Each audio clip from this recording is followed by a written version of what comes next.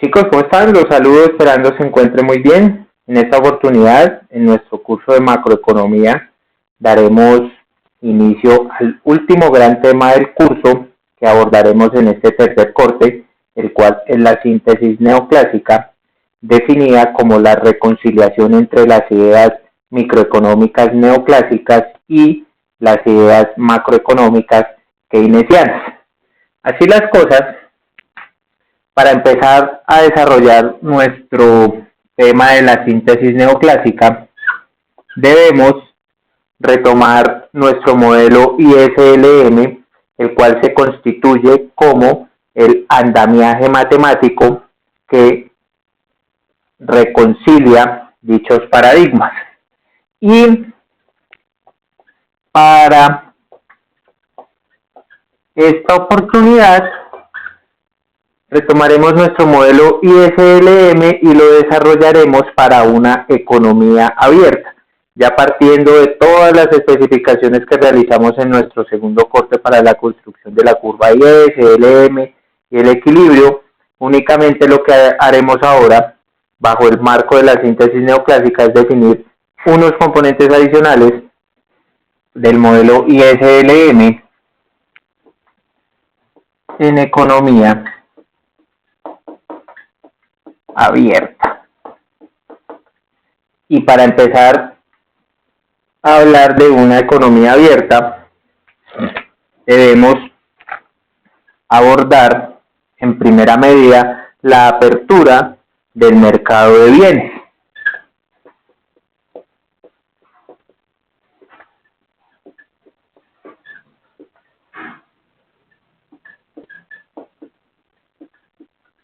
Y hablar de la apertura del mercado de bienes me lleva simplemente a definir que, por simplicidad, ahora vamos a tener en cuenta las exportaciones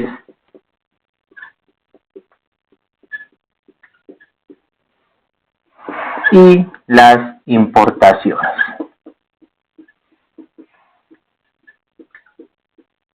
Tengo en cuenta estas dos variables que son relativamente significativas en el marco de una economía abierta, entendiendo que los flujos comerciales desde y hacia el resto del mundo se constituyen bajo las exportaciones y las importaciones. Entonces, si hablo de exportaciones, me voy a referir a los bienes y servicios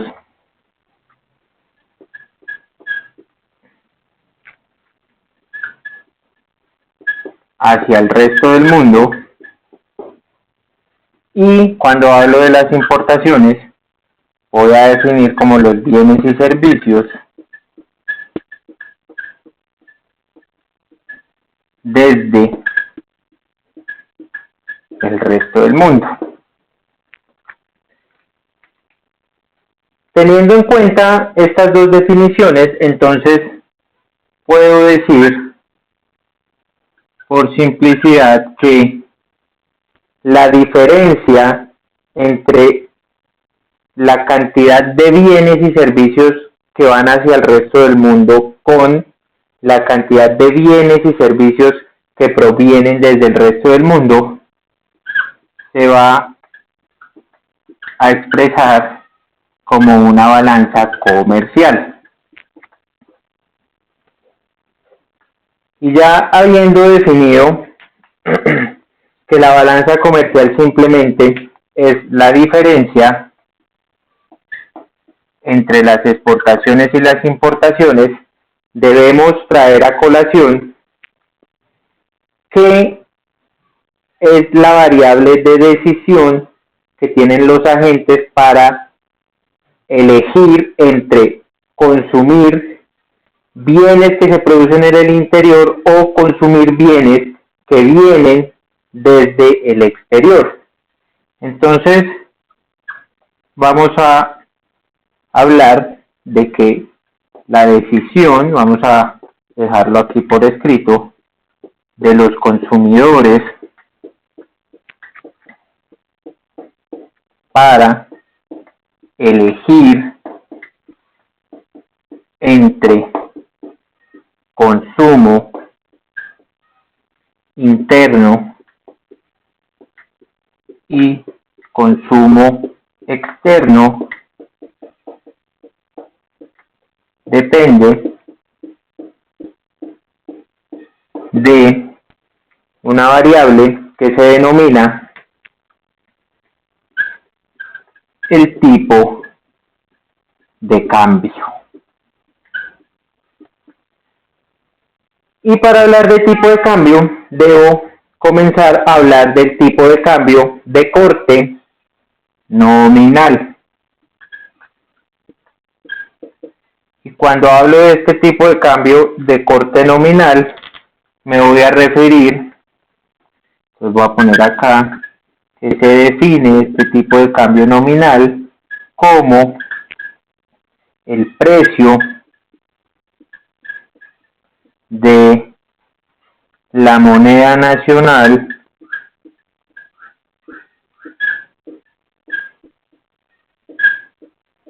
expresado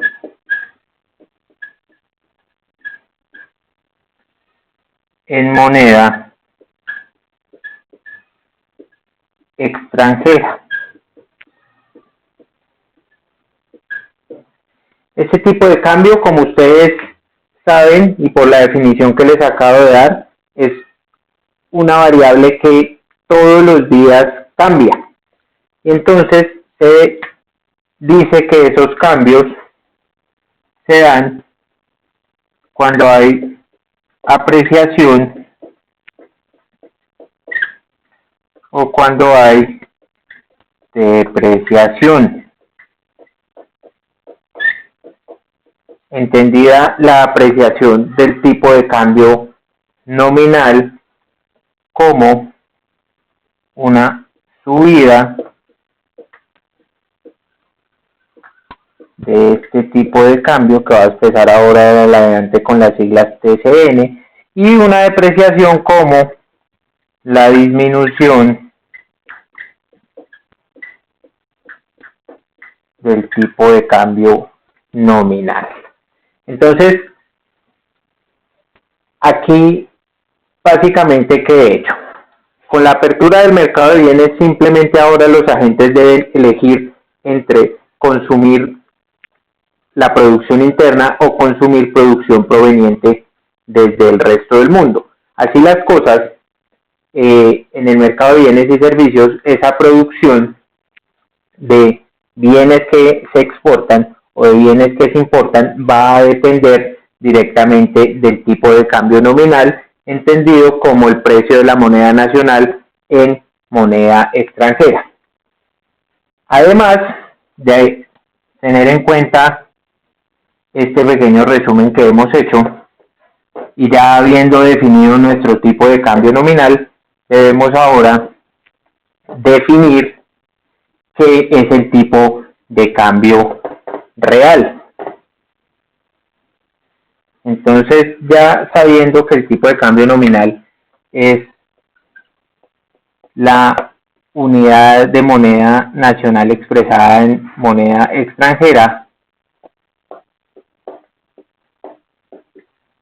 debo definir el tipo de cambio real, que para este caso va a decir que se define como el precio de los bienes, ¿sí? Estoy hablando del mercado de bienes, voy a hablar del tipo de cambio real, definido como el precio de los bienes, en este caso van a ser bienes internos, expresados en bienes externos.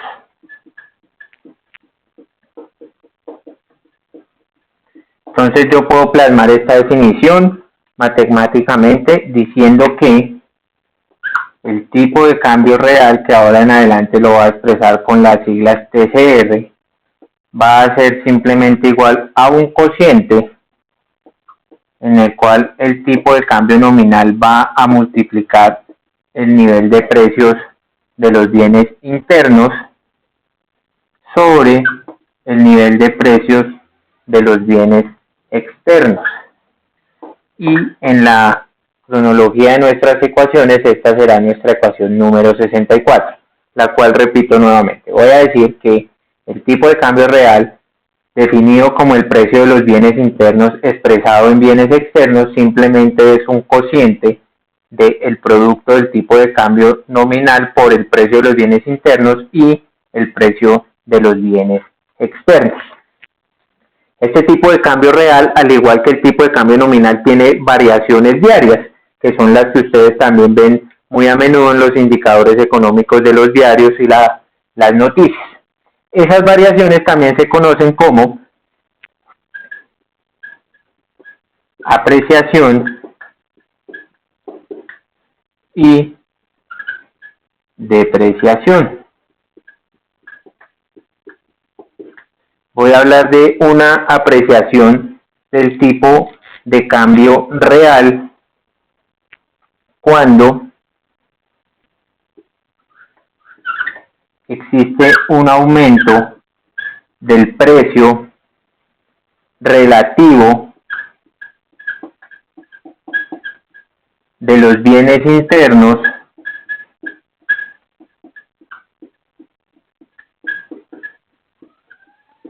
respecto a los bienes externos. Y voy a hablar de una depreciación del tipo de cambio real cuando existe una disminución del precio relativo de los bienes internos respecto a los bienes externos. Entonces, ya habiendo definido nuestros tipos de cambio nominales y reales, que son variables claves de decisión de los agentes en una apertura de mercado de bienes, debemos acotar que en economías que manejan tipos de cambio fijos, simplemente la definición es la misma que para un tipo de cambio real y nominal. Se van a expresar unidades de moneda nacional en unidades de moneda extranjera o precios de bienes internos en precios de bienes externos. Esos tipos de cambio fijos, que son tipos de cambio que la autoridad monetaria decide, van a expresar sus variaciones no como apreciación y depreciación, sino como revaluación y devaluación. Aquí pues la definición tanto de revaluación y devaluación no cambia, simplemente son conceptos que se acuñan a la definición de tipo de cambio fijo. Entonces, ya habiendo definido la apertura del mercado de bienes, lo que debemos hacer ahora es definir la apertura del mercado de dinero o los mercados financieros. Entonces, pongamos acá apertura del mercado de dinero o el mercado financiero. Entonces, cuando hablo de las aperturas de los mercados financieros, debo tener en cuenta que ahora los inversionistas pueden elegir, así como en el mercado de bienes los consumidores elegían entre consumo interno y consumo externo, los inversionistas en un mercado financiero pueden elegir en qué invertir. Pueden elegir invertir en acciones o divisas internas o en acciones y divisas externas. Entonces, vamos a decir que la decisión de inversión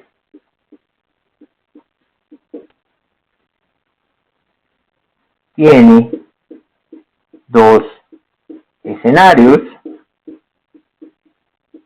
que puede ser el primero de ellos, la inversión interna, puede ser en acciones, divisas o simplemente inversión externa. Esa inversión externa al igual puede ir expresada en acciones y en divisas. Entonces, así las cosas, estos dos escenarios de inversión se van a venir expresados en lo que conocemos como flujos comerciales y movimientos financieros. Habiendo definido ya esta breve apertura del mercado de dinero o el mercado financiero, es conveniente que entremos a definir aquí. Entonces, como les decía, partiendo de que estos dos escenarios que acabo de borrar aquí, en los cuales expresaba la elección de inversión interna versus inversión externa, lo que generan son unos flujos y unos movimientos financieros. Esos flujos y esos movimientos financieros se ven reflejados en algo que se llama balanza de pagos. ¿Y cómo defino esa balanza de pagos? Entonces, la balanza de pagos se define como una serie de cuentas que reflejan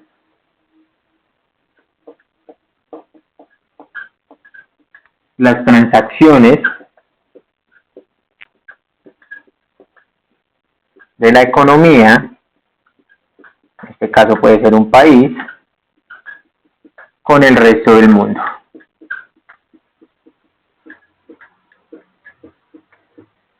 Esta balanza de pagos tiene en cuenta esos flujos comerciales y flujos financieros, y a través de esa serie de cuentas lo que hace es plasmar todas las transacciones que tiene una economía con el resto del mundo. Y cuando hablo de esa serie de cuentas, tengo que empezar a definir que la balanza de pagos se compone por una cuenta corriente. Y esa cuenta corriente está compuesta a su vez por unas subcuentas. Entonces, la primera subcuenta de esta cuenta corriente va a ser la balanza comercial que habíamos definido con la apertura del mercado de bienes, entendida como la diferencia entre las exportaciones y las importaciones. La segunda subcuenta que hace parte de esta cuenta corriente son los ingresos provenientes de inversiones.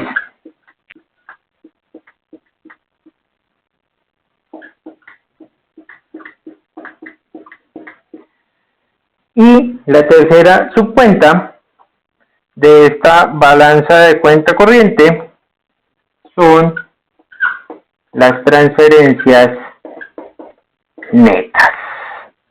Entonces, la suma de cada una de estas subcuentas que componen esta cuenta corriente se conoce como, entonces voy a decir aquí que la sumatoria de estas cuentas se define como la balanza por cuenta corriente. Y esta suma o esta balanza por cuenta corriente puede ser deficitaria o superavitaria. Entonces digo que es deficitaria o superavitaria. Hablo que es deficitaria cuando la suma es negativa, o sea, es menor que cero, y hablo que es superavitaria cuando la suma de cada una de estas subcuentas es mayor que cero. Análogamente, además de la cuenta corriente, tengo una segunda cuenta que compone mi balanza de pagos. Esa segunda cuenta se conoce como la cuenta de capital, que en la misma dirección que la cuenta corriente está compuesta por unas subcuentas. La primera subcuenta de esa cuenta de capital es las transferencias de capital. Y esas transferencias de capital se entienden como el capital por pagar y por cobrar.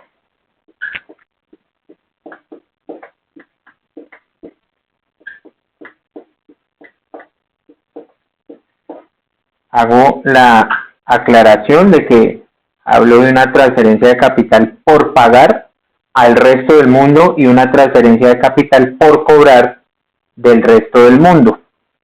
Asimismo, también se compone de adquisiciones. Entonces voy a poner aquí que es la adquisición y disposición de activos financieros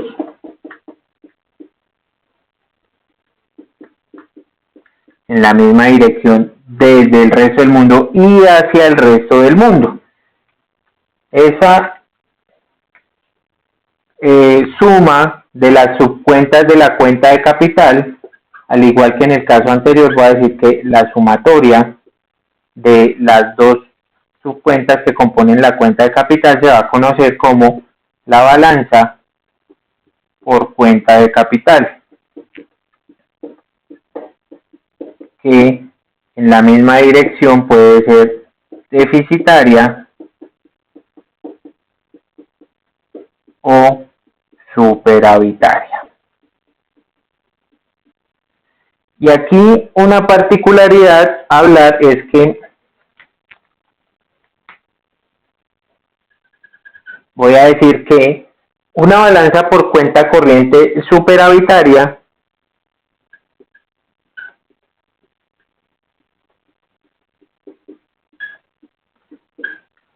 se compensa por otra parte con una balanza por cuenta de capital deficitaria y viceversa. Cuando tengo una balanza por cuenta corriente deficitaria, voy a tener una compensación con una balanza de capital superavitaria. Y finalmente, el tercer componente de esta balanza de pagos se entiende como el componente de errores y omisiones. Simplemente ese componente de errores y omisiones me muestra la discrepancia estadística. Y hablo de la existencia de una discrepancia estadística porque en teoría la balanza de pagos de un país en déficit, por ejemplo, debería ser la balanza de pagos de otro país en superávit. Pero debido a que todas las fuentes de información son diferentes, no se puede generar una igualdad en el tiempo para las dos balanzas. Entonces esta tercera cuenta de la balanza de pagos, llamada como el componente de errores o omisiones, me muestra esa discrepancia estadística entre las cifras de la cuenta corriente y la cuenta de capital a efectos simplemente de garantizar una igualdad entre las cuentas. Entonces, ya habiendo definido nuestra balanza de pagos como la serie de cuentas que reflejan las transacciones de la economía con el resto del mundo, debemos analizar qué decisión toman los agentes inversores para elegir si invierten en acciones o divisas internas o en acciones y divisas en el resto del mundo. Entonces, esa decisión de inversión está sujeta simplemente a el tipo de cambio, como ya lo habíamos visto, y un componente de tasa de interés. Entonces, así las cosas, esa decisión por parte de los inversionistas para ver si eligen entre la inversión interna versus escenario inversión externa va a depender simplemente de esta ecuación matemática, la cual me va a decir que la decisión de inversión va a depender de un cociente en el cual en la parte del numerador tengo 1 más I sub t. Ya les digo que es esta fórmula, simplemente la voy a copiar acá para que la tengamos presente. Aquí es 1 más el componente del tipo de cambio nominal esperado en T más 1 menos el tipo de cambio nominal en T. Todo esto dividido en el tipo de cambio nominal. Y esta es mi ecuación número 65. ¿Qué quiere decir la ecuación número 65? Entonces definamos a efectos prácticos cómo esta decisión de inversión con base en esta ecuación hace que los agentes tomen la mejor elección. Entonces la ecuación 65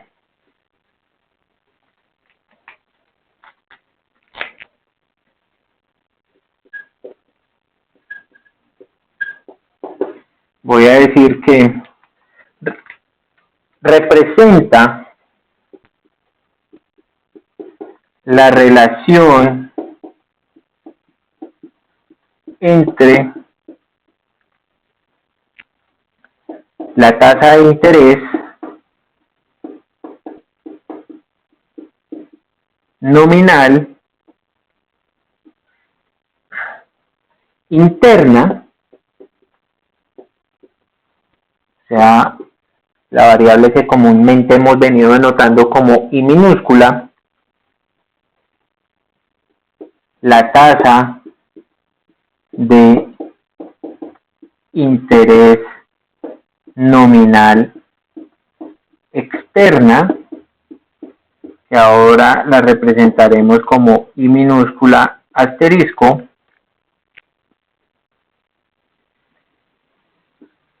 y el tipo de cambio nominal esperado en el futuro, que es mi componente Tcn supra E sub T más 1. Y entonces, habiendo ya definido esta ecuación 65 como una relación entre tasa de interés nominal interna, externa y el tipo de cambio nominal esperado en el futuro, voy a decir que entonces, en la medida que la tasa nominal interna y la tasa nominal externa y ese tipo de cambio esperado en T más 1 no superen el 20%, entonces esta ecuación 65 yo la puedo reescribir diciendo que la tasa de interés interna va a ser igual a la tasa de interés externa más el cociente comprendido como la diferencia entre el tipo de cambio nominal esperado en T más 1 y el tipo de cambio nominal en T con el tipo de cambio nominal en T. Entonces, esta ecuación que acabo de definir, teniendo en cuenta que si la variación de las tasas de interés interna y externa y el tipo de cambio nominal esperado no supera el 20% en un año, puedo decir que esta relación entre las tasas de intereses nominales y el tipo de cambio esperado se expresa como la igualdad en la que se entiende que la tasa de interés interna va a ser igual a la tasa de interés externa más el cociente resultante de la diferencia entre el tipo de cambio nominal esperado y el tipo de cambio nominal del momento presente del tiempo. Esta ecuación 66 se conoce en la literatura macroeconómica como la condición de paridad de tasa de interés.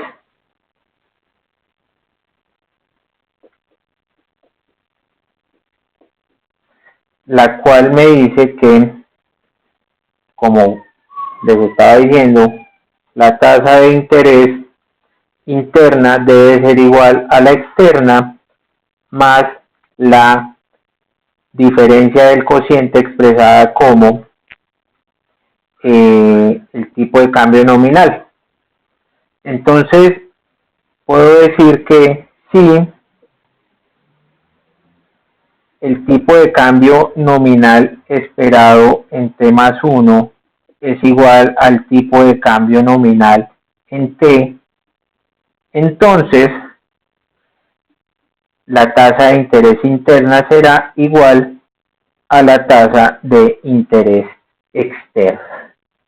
Entonces, muchachos, esta ha sido nuestra clase del día de hoy. Simplemente hemos definido algunos supuestos adicionales que nos servirán para, primero, abordar la clase del día jueves, en la cual construiremos el equilibrio del mercado de bienes y el mercado de dinero en una economía abierta, ya partiendo de que lo hemos definido con anterioridad cuando lo hicimos para una economía cerrada. Simplemente agregaremos un par de supuestos adicionales con base en lo que acabamos de ver hoy de la apertura del mercado de bienes y del mercado financiero. Y asimismo, esto nos servirá para lo que viene en el resto del curso, que son los otros temas claves de la síntesis neoclásica. Entonces, muchachos, espero que puedan visualizar esta sesión y nos estamos hablando. Un abrazo para todos.